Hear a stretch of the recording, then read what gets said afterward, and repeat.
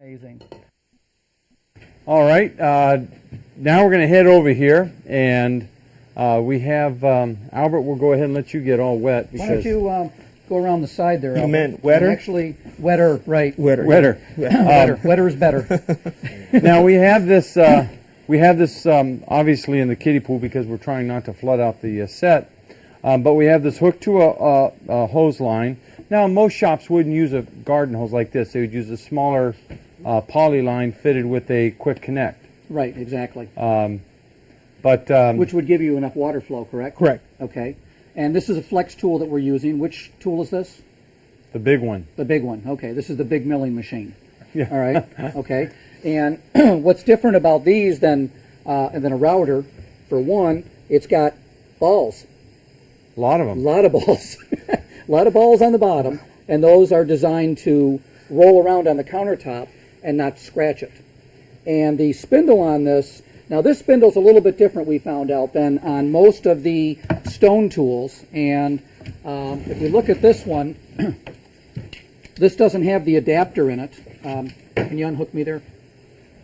Well, you're standing on it. Stop standing on Okay. it. Is that what you mean? So what is this fitting on here? 1/2 inch gas thread. Okay, Female. so what we did was we had Albert make a fitting, an adapter that goes from this to his tool. Which Now- the fitting is right here. Right, a little bit hard to see. Getting wet all the Oh, way you're around. leaking there, buddy. Well, that's not the first time, I guess. Okay. But So this anyway, this the is reason, this is the actual fitting right here, which if you happen to own a flex tool, we'll make Right. that available to you. You can Right. certainly purchase it through us. but on most of the other tools that are common in the industry, Correct.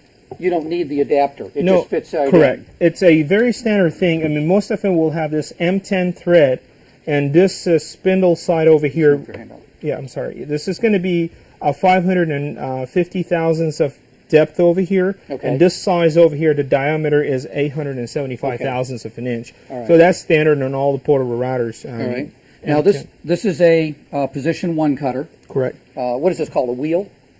I mean, It's a profile it's a wheel. bit. Yeah. Okay, but it is a router bit. It is essentially. actually a router bit. Yeah. Okay, so then this is just going to be fitted to there, and we're going to go ahead and make a first cut. Correct. I'm going to let you go ahead and do that. All right. Now, one thing that's important with natural stone, and more so with quartz, engineered stone, is you got to use water. That's true. And the more water, the better. It keeps the tool cool, and more importantly, it keeps the dust down. And the dust is, were you saying it is a carcinogen, or no? Oh yeah, actually, it causes a type of cancer. They call them grinder's disease, which is a silicosis, and it's Okay. very dangerous. So you guys that are grinding dry, I'd think twice about grinding dry. The guys that are grinding wet, another problem that they have that we won't get into this evening, but we will address in the near future, is water recovery. Because you can't just dump this water out into the street, although a lot of the fabricators are. But sooner or later, everybody's going to have a water recovery system that actually filters and cleans the water and brings it back into the tool. Correct. Okay. And also let's- make sure you don't use your dry tool in a wet environment. That's right. Exactly. It kills, Okay. you know. Now let me point out one thing here. This has a built-in GFI, and this is fitted to almost all the better wet tools. And if there's a problem, this is a millisecond breaker, and this will just pop. Correct. All right. If you're ready, I'll go ahead and get this plugged in for you. Sure, please. Okay. And do I have to reset this here? The light's on.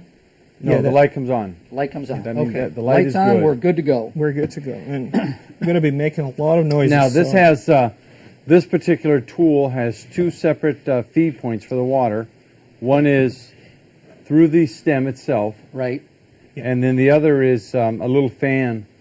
Yes. It's a an fan external. spray. Well, Right. let's show it because it's important. I mean, it wasn't on the other tool, and we had to just make a small adjustment to that and make an Right. extra pieces on that. Okay. One But water. this larger one comes fitted with that. Correct. With Okay. that water nozzle over here, this is for the specifically for the tool that they don't have the holes actually inside of them. Other tools like an end mill, they have the water that goes through the spindle and actually is cooling that. Oh yeah, watch out, John's playing. Yeah. I'm glad I'm Okay. on your side. All right. All right, so that adjuster, that covers the whole cutter. Yeah, I'll make sure that, all these position 1 to 4, they have a bearing that it prevents, once you actually put the profile on it, it prevents the grinder to go deeper into the stone. So I want to make sure that that rides on very bottom or whatever position you desire. And that's similar to a regular carbide router bit with a bearing on it. With a bearing on it, Okay. yeah. It makes no difference. Now, do they ever run these cutters like along a straight fence or anything like that, or is it always a bearing cutter? Only, I guess, the bearing comes at the position 1 to 4. And then, okay, then the then other after ones that- have a small enough diamond micron Correct. size that it just rubs against. Correct. basically and It can't polishes. really change the shape of it. It only polishes. So there's no danger in not having the bearing in the position 5, which is a polisher. Okay, great. You just don't want to just plunge into the material and create a curve, or And if you like our grinding pool, we'll be selling these. it's $1.95. Okay, that's about it. Okay. Now, Before I start, probably you won't be able to hear me. Our tools are running in the position 1 to 4 at 6,000 RPM.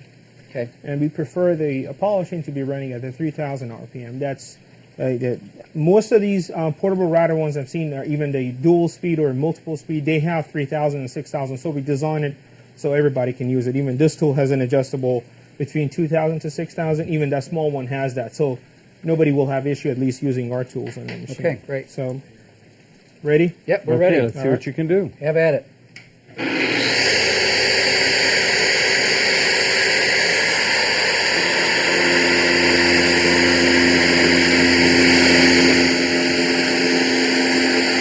Now that's going to take about 5 minutes. Yeah, it's a lot of work. I know earlier when I tried it, I was amazed.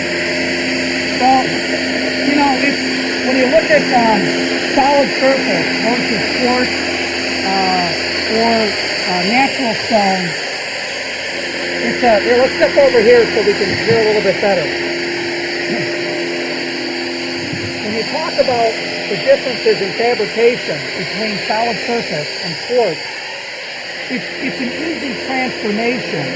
A lot of the tools are very similar, but there's some things to consider. You've got the handling of the material, which is very heavy. So you've got to have special materials to handle it. We talked about the diamond tooling. Everything is water. So there's a lot of similarities, but I think for a solid surface fabricator to move into a quartz environment is something that can very easily be done, don't you? Oh, I don't disagree at all. A lot of the technique is similar. I won't say it's the same, but it certainly is similar as we can see. If a fabricator were cutting, let's say, a bullnose edge, he certainly knows he's got to make multiple passes. Right. With the stone, that's also equally evident.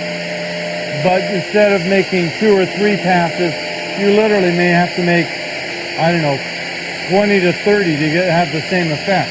Well, I was actually counting. Now I missed the count on the first profile, which is the most important one. But the positions 2 and 3 on the piece he was cutting is between 12 and 15 passes for that 2-foot area. And then actually it was less for the polishing. Oh yeah, well, without a doubt. But a lot of it, you can see how intricate some of these wheels are. A lot of it too is going to be driven, like we were talking about earlier, by how hard is the stone that you're working with. Does it have a really high content of quartz, which we know is very hard, Right. or is it made up of softer minerals? I know when we were doing this piece earlier this evening, and I was running the tool on it, I was amazed. At a couple of these spots, I met a lot of resistance. I know when I got into this area, I could feel the tool just sinking right into it. Okay. So, I know that the Uba Tuba that we did earlier, boy, you just kept going over it and over it and over it and over it, and it was uniformly hard. When we did the piece of quartz material, Okay. now that's 92% quartz. That's very hard. That was a little bit different again. So certainly what's really going to impact the cut is the amount of pressure you put. We know these tools vary in horsepower. It's probably the speed and the strength of the tool. Right. And then, how much wear has already occurred on your profiling bit. Before he's done and we go back over there, one of the things that I found interesting, Harold, is all of these cutters are exactly the same size, the same diameter, exactly the same profile. Why does one engage the work after the one just ground it?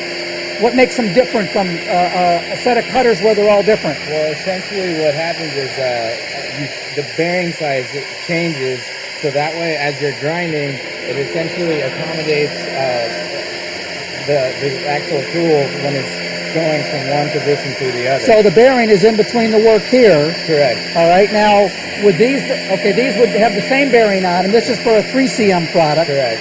Now, so then what you're saying is that on a position 1, the bearing is a certain diameter. Correct. So the position 2, the bearing is actually a little bit smaller in diameter? Correct. And what I guess the main difference between these two is because this is a closed profile, right, it makes a larger difference in this type of profile because this is serving more as a guide as opposed to actually making the shape.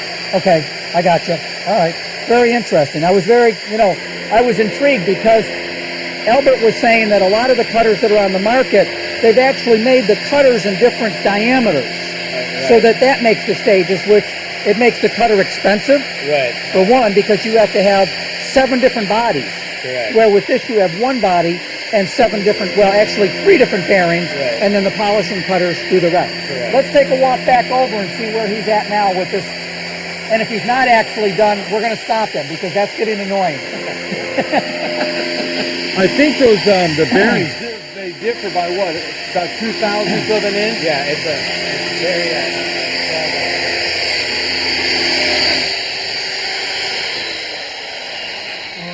I'm gonna need your help.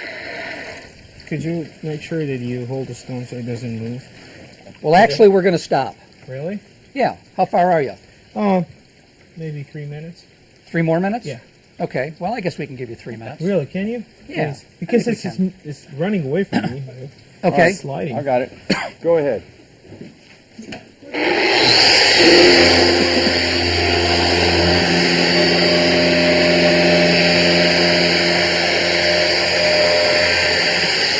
Hardly notice you at all.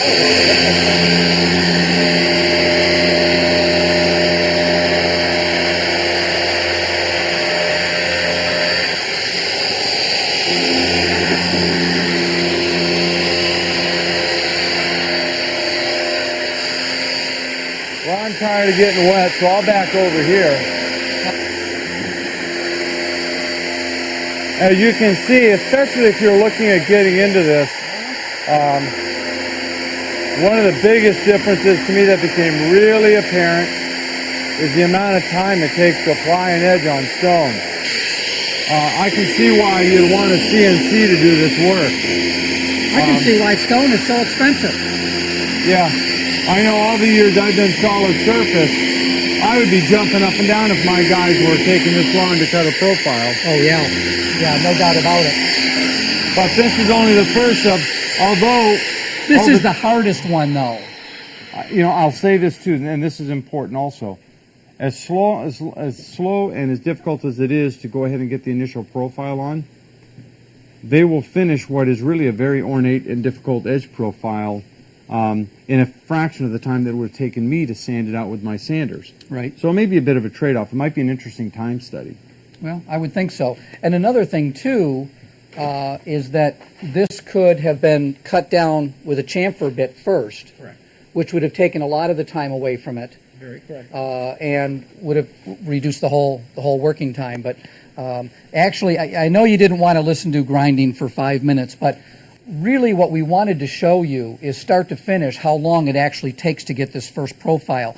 Because not only is this the most difficult profile to get because you're going from a square block to the finished cut, But this sets the stage for all the other profiles, and they all are easy after this. That's true. So once you get through this one, you're good to go with all the rest. Right. You know, my rule of thumb is that once you get this one done, the other positions is all by eye and feel, and most of the people using they call them lumber, you know, or they call them masonry. Actually, Chuck, they put that over here as soon as they do like 5 to 10 passes. When they see that actually chuck has been kind of just taken away or been disappeared, you know, they stop it and they go to the second position. That means that all surface has been touched by that position. Okay. All right. Very Now, good. also another thing too that we talked about that earlier is it's extremely important to make sure that this face is smooth first, because just like with a router, if you have any deviations in the front edge, the bearing will transfer that into your edge detail. Exactly. And with stone, as bad as that is with solid surface, with stone, it is even worse. Now, there's a question from Ray in Greensboro, North Carolina, and he asks, do these cutters need to be kept wet? Well, I would say that Ray hasn't been listening. And Ray hasn't been Go ahead, watching. So alienate another Ray, listener. Ray, what have you been doing? Yes, they have to be kept wet all Correct. the time. Correct. They're wet tools. You can't use them in a dry environment. It's not gonna. And they will just smear. And the primary burn. reason is the quartz, which breaks off and goes into the Correct. air. The quartz crystals are sharp. And that's different than the quartz you find at the beach, because the That's quartz right. at the beach is rounded and soft. And if you breathe that kind of dust into your lungs are able to handle it. The problem, Ray, with the crystal that breaks off when you grind or cut or polish with stone is they are sharp crystal that will embed themselves into your lung. Your lungs scar over them. Right, the scar tissue. And that's actually what creates silicosis and cancer. And that's anywhere from 20 to 30-year process, but it will do you in. long after you've quit the job and onto another Correct. thing. Another thing is in engineered stone or quartz, you have to use water, That's lots true. of it, because what's going to happen is the binder, if you will, whether I'm not exactly sure what it is, but It's resin. resin is going to melt Correct. and build up on the cutters, and then they become Correct. ineffective. It smears over your tool, and Okay. the tool's done. The stone also will burn, and you can see that it's smearing on it. And Now that brings me to another question. Once that happens, what can you do with the cutter? some of these tools could be refurbished. Okay. If it's a metal bond, I mean the polishing side of it, we can do fairly with the dressing sticks, but not everybody can do that. I warn that nobody will go in. We do have a same profile, a negative profile of what you're seeing on the Right. dressing stick that we can really retrue them. It has to be in just a normal brace. What about doing the same thing that you do with a core drill, and that's drilling it into a piece of concrete block? It would not dress I mean, the diamond. It would not dress It the won't. diamond. It won't. Okay. Yeah. All right, well, we probably want to head to our last commercial here pretty Okay, quick. we can do that. And when we come back, we're going to talk about polishing this out. Polishing it out. We're also going to talk about some E-stone that we've done. So Excellent. we'll be right back.